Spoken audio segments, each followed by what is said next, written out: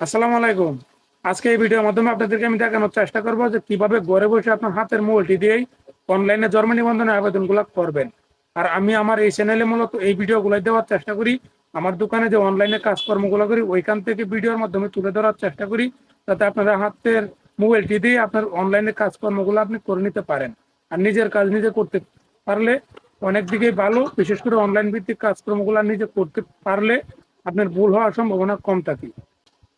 সুতরাং আমি আপনাদেরকে ওই পুনরায় একটি কথাই বলবো যে আপনি যদি অনলাইনে কাজটা যে কাজটা আপনি করতে চান ওই কাজের ভিডিও যদি আপনি ইউটিউবে দেখেন, তাহলে যে কোনো একটি ভিডিওই দেখবেন, মনোযোগ সহকারী একটি ভিডিও যদি আপনি দেখেন তাহলে আপনি ওই কাজটি করতে পারবেন।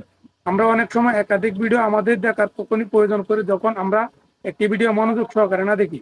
আমার ভিডিও দেখেন কিংবা অন্য একটি ভিডিও যদি আপনি প্লে করেন, অবশ্যই ওই ভিডিওটাই মনোযোগ সহকারে দেখবেন, দেখে আপনি ধাপ বাই ধাপ ওই অনলাইনে কাজটি করার চেষ্টা করবেন। আরেকটি বিষয়, যদি আপনি অনলাইন ভিত্তিক কাজকর্মগুলো করতে চান অবশ্যই আমার চ্যানেলের একজন সদস্য হয়ে যাবেন। আমি আমার এই চ্যানেলে আমার এই দোকানের যে সকল অনলাইনে কাজ করি ওই সকল ভিডিওই আপনাদের সাথে শেয়ার করার চেষ্টা করি। সেই সাথে ভিডিওটাতে একটি লাইক করে দিবেন যদি আপনার ভালো লাগে। তো এখন চলেন আমি সরাসরি আমার কম্পিউটারে চলে যাই, আমার কম্পিউটার দিয়ে আপনাদেরকে দেখানোর চেষ্টা করব। কেননা মোবাইলের স্ক্রিন ছোট, আপনাদেরকে মোবাইল মোবাইল দিয়ে যদি দেখাই তাহলে আপনি বুঝবেন না, আমারও ওই বুঝাইতে অসুবিধা হতে পারে। আমি এখন আমার কম্পিউটারে গুগল ক্রোম ব্রাউজারে চলে যাব। আপনারাও আপনাদের মোবাইল অথবা ল্যাপটপ যেটা দিয়ে কাজটি করতে চান ওইটার গুগল ক্রোম ব্রাউজারে চলে যাবেন, অর্থাৎ আপনারা যে ব্রাউজার দিয়ে ব্রাউজিং করেন ওইখানে চলে যাবেন। আমি এখন আমার কম্পিউটারে গুগল ক্রোম ব্রাউজারে চলে এসেছি। এখানে আমি লিখলাম BDRIS.gov.bd, এটা আমি লিখলাম, লিখে এখন চার্জ করব। আপনারা এটা লিখে চার্জ করবেন। এটা লিখে চার্জ করার পরে আপনাকে অরিজিনাল ওয়েবসাইটে নিয়ে আসবে যেখানে আপনি জন্ম নিবন্ধনের আবেদনটি করবেন। তো এখন আমরা হোম পেজে আসি। হোম পেজের সাথে আপনারা লক্ষ্য করেন যে জন্ম নিবন্ধন, অর্থাৎ এই জন্ম নিবন্ধন যে লেখাটা রয়েছে এইখানে আপনি আসার পরে আপনি 2 নম্বরে আপনার ওই জন্ম নিবন্ধনে আবেদন করার অপশনটি আপনাকে দেখাবে। তারপর এখান থেকে আপনি 2 নম্বরে জন্ম নিবন্ধনে আবেদন যে লেখাটা থাকবে ওইখানে ক্লিক করবেন। ক্লিক করার পরে আপনাকে এখানে নিয়ে আসবে। এখান থেকে আপনি ঠিকানাটা সিলেক্ট করে দিবেন, অর্থাৎ আপনি কোন ঠিকানায় জন্ম নিবন্ধনটা করতে চান, জন্মস্থানের ঠিকানায় না আপনার স্থায়ী ঠিকানায়, বর্তমানে আপনি যে ঠিকানায় বসবাস করতেছেন ওই ঠিকানায় আর আপনার জন্মস্থান দুইটা ঠিকানা দেখাবে। আপনি এখান থেকে সিলেক্ট করে দিবেন। আপনার ঠিকানা যদি একটাই হয় তাহলে জন্মস্থান দিবেন, আর ঠিকানা দুইটা হলে আপনার স্থায়ী ঠিকানা এবং জন্মস্থান দুইটার থেকে যেটা আপনার হয় ওইটা সিলেক্ট করে দিবেন।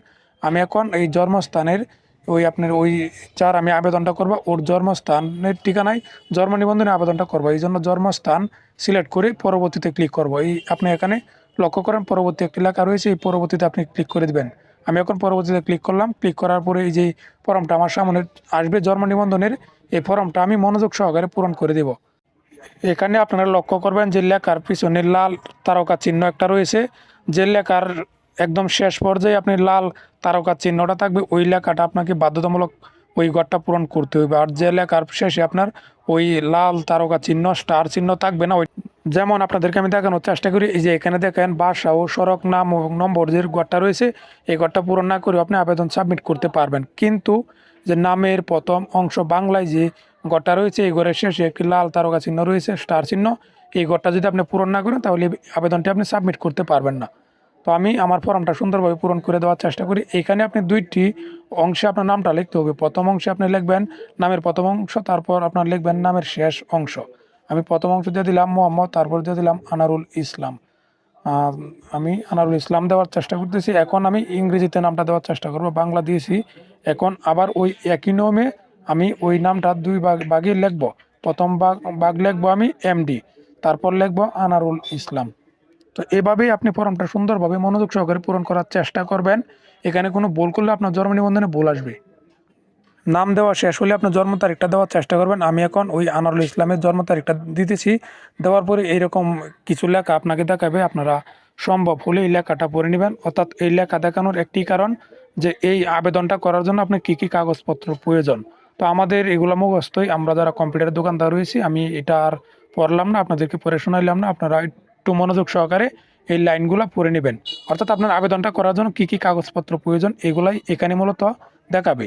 তো আপনার কাগজপত্র যদি থাকে তাহলে এখানে আপনি ওই যে একটা লেখা লেখা রয়েছে, আপনি লক্ষ্য করেন যে আমার কাছে এই ডকুমেন্টগুলো আছে, এইখানে আপনি ক্লিক করে দিবেন। আমার কাছে এই ডকুমেন্টগুলো আছে, এইখানে ক্লিক করে দিবেন। আপনি যদি কাগজপত্র থাকে আর কাগজপত্র প্রয়োজন, আপনি ওই কাগজপত্রগুলো ছাড়া এই আবেদনগুলো করতে পারবেন না। এখন আমি ফর্মের বাকি অংশগুলো পূরণ করে দেওয়ার চেষ্টা করব, অর্থাৎ ওই বাচ্চা কত নম্বর সন্তান, ওই পিতামাতার কত নম্বর সন্তান, 2 নম্বর। তারপর এখানে লিঙ্কটা দিয়ে দিব পুরুষ। আপনি এই ফর্মটা মনোযোগ সহকারে পূরণ করবেন। এখানে ভুল করলে পরবর্তীতে সংশোধন করতে হবে, আর সংশোধনের কাজ অনেক ঝামেলার কাজ, আপনি ভুল করবেন না। এখন আমার ফর্ম পূরণ করা শেষ। এখন ওই আপনার ওই যে বাচ্চার ওই বাচ্চার ঠিকানাটা দিয়ে দিব। এখান থেকে ঠিকানাটা আপনি মনোযোগ সহকারে দিবেন। এখন আমার ঠিকানা দেওয়া শেষ। এখন আমি যে কাজটি করব, পরবর্তীতে একটা লেখা রয়েছে, পরবর্তীতে আবার ক্লিক করব। পরবর্তীতে ক্লিক করে দেওয়ার সাথে সাথে আপনাকে এইখানে নিয়ে আসবে। এইখান থেকে আপনি যে কাজটি করবেন, আপনার পিতামাতার নামটি সুন্দরভাবে দিয়ে দিয়ে দেবেন।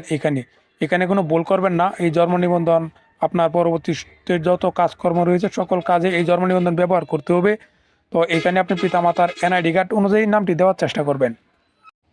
এখানে পিতামাতার নাম দেওয়া শেষ হলে আবার পরবর্তী একটা লেখা থাকবে, ওই পরবর্তীতে আবার আপনি ক্লিক করে দিবেন। আমি এখন পরবর্তীতে ক্লিক করলাম। ক্লিক করে দেওয়ার পরে আমার ওই স্থায়ী ঠিকানা এবং বর্তমান ঠিকানা একই, যার কারণে আপনি এখানে একটি টিক চিহ্ন দিয়ে দেবেন। যদি এক থাকে আমি এক, যার কারণে টিক চিহ্ন দিয়ে দিলাম আমি। তারপর নিচে আরেকটি ঘর রয়েছে আপনার স্থায়ী ঠিকানা, এটাও একই ঠিকানা। তারপর আমি এখানেও একটি রাইট মার্ক দিয়ে দিলাম। তারপর আবার স্ক্রল করে নিচে আসবো। এসে আবার একটি পরবর্তী লেখা রয়েছে, এই পরবর্তীতে আবার আমি ক্লিক করে দেব। আপনার পরবর্তীতে ক্লিক করবেন। ক্লিক করে দেওয়ার সাথে সাথে আপনাদেরকে এইখানে নিয়ে আসবে। এইখান থেকে আপনাকে যে কাজটি করতে হবে, আপনি ওই যার জন্ম নিবন্ধনটি করতে চান ওনার নিজ দিয়ে দিবেন, অথবা যদি অন্য কেউ দেন তাহলে ওই ব্যক্তির নাম, ঠিকানা, জন্ম নিবন্ধন নম্বর, এনআইডি নম্বর দিতে হবে। যার কারণে আমি এই নিজ দিয়ে দিলাম। আপনারাও এখানে যার জন্ম নিবন্ধনটি করবেন ওর নিজ দিয়ে দিবেন। নিজ দিলে অটোমেটিক ওর নাম চলে আসবে নিচে। তারপর আপনাকে যে কাজটি করতে হবে, এই বাচ্চার টিকা কার্ড এবং পিতামাতার এনআইডি কার্ড আপলোড করতে হবে। আমি এখন এই বাচ্চার টিকা কার্ড এবং এনআইডি কার্ড আপলোড করে দেওয়ার চেষ্টা করি। আপনারাও আপনাদের টিকা কার্ড এবং এনআইডি কার্ড স্ক্যান করে, এনআইডি কার্ড বলতে ওই বাচ্চার পিতামাতার এনআইডি কার্ডটি আপনি স্ক্যান করে আপলোড করে দেবেন। আমি এখন আপলোড করে দিই ওই বাচ্চার টিকা কার্ড এবং আপনার ওই এনআইডি কার্ড ওই বাচ্চার পিতামাতার। আমি আগেই স্ক্যান করে রেখেছি, এখন ওই স্ক্যান কপি আমি আপলোড করে দেব। আমি সংযুক্ততে চেপে তারপর ওই পিতামাতার এনআইডি কার্ডটা আপলোড করলাম। এখন পিতামাতার এনআইডি কার্ড দিয়ে আমি স্টার্টে ক্লিক করলাম। আপনারা এখান থেকে সংযুক্ত করে তারপর সিলেক্ট করে দেবেন কোন পেপারটা আপনি আপলোড করতেছেন। তারপর এখানে স্টার্ট যে লেখাটা রয়েছে স্টার্টে ক্লিক করবেন। আমি আবার এখন আমি পিতামাতার এনআইডি কার্ড আপলোড করছি। এখন আমি ওই বাচ্চার টিকা কার্ডটি এখন আমি আবার আপলোড করে দেব। এনআইডি কার্ড এবং ওই বাচ্চার টিকা কার্ডটি আপলোড করে আবার স্টার্ট করব। স্টার্ট দিয়ে এখন আমি যে কাজটি করব, যে আমার কাগজপত্র সংযুক্ত করা শেষ, অর্থাৎ আপলোড করা শেষ। এখন আমাকে যে কাজটি করতে হবে সেটি হচ্ছে পরবর্তীতে ক্লিক করব।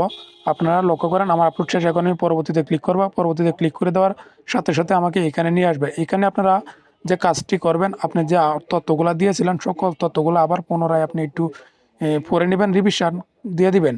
কেননা এখানে কোনো ভুল হইলে আপনার ওই বাচ্চার যে জন্ম নিবন্ধনটা আপনি করবেন ওই জন্ম নিবন্ধনে ভুল আসবে, পরবর্তীতে ওইটা সংশোধন করার প্রয়োজন পড়তে পারে এবং ওইটা সংশোধন করা অনেক ঝামেলার কাজ। যার কারণে প্রয়োজনে 2 থেকে 3 বার এই ফর্মটা আপনি আবার রিভিশন দিয়ে দিবেন। রিভিশন দিয়ে আপনাকে যে কাজটি করতে হবে, এখানে একটি ইমেল অ্যাড্রেস আপনাকে দিতে হবে বাধ্যতামূলক। তারপর নিচেই আপনার মোবাইল নম্বরটা দিবেন। এখানে একটি বাংলাদেশি মোবাইল নাম্বার হলে বাংলাদেশি মোবাইল নাম্বার দিবেন, আর বিদেশি মোবাইল নাম্বার এখানে নেবে না, বাংলাদেশি দিবেন আপনি, যেহেতু বাংলাদেশি কাজ। মোবাইল নাম্বারটা আপনি দেওয়ার পরে আমি মোবাইল নাম্বারটি টাইপিং করে তারপর ওটিপি পাঠান যে ঘরটা রয়েছে, মোবাইল নাম্বার দেওয়ার পরে ওটিপি পাঠানে আমি ক্লিক করব।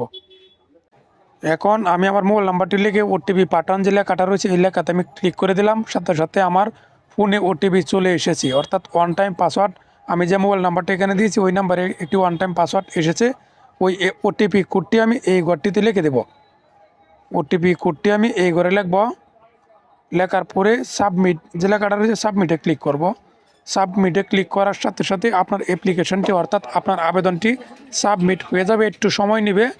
সময় নেওয়ার পরে আপনার সামনে এরকম একটি পেজ শো করবে। আপনারা অপেক্ষা করেন, নেট স্লো, সার্ভার স্লো, যার কারণে একটু সময় নিতেছে। তারপর আপনাকে এখানে নিয়ে আসবে। এখান থেকে আপনি যা কাজটি করবেন, আপনার আবেদন কপিটি প্রিন্ট করে নেবেন।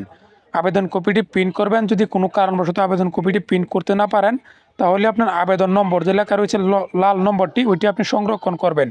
হইলে একটা স্ক্রিনশট দিবেন, নয়তো একটি খাতায় লিখে আপনার ইউনিয়ন পরিষদে যোগাযোগ করবেন। আমি এখন আবেদন কপিটি প্রিন্ট করে নেই, আপনারা লক্ষ্য করেন এখান থেকে আমি আবেদন কপিটি প্রিন্ট করে আমার ইউনিয়ন পরিষদে জমা দিব। তো এইভাবেই আপনি ওই জন্ম নিবন্ধনের আবেদনটি আপনার হাতের মোবাইলটি দিয়ে করে নেবেন। ধন্যবাদ। আসসালামু আলাইকুম।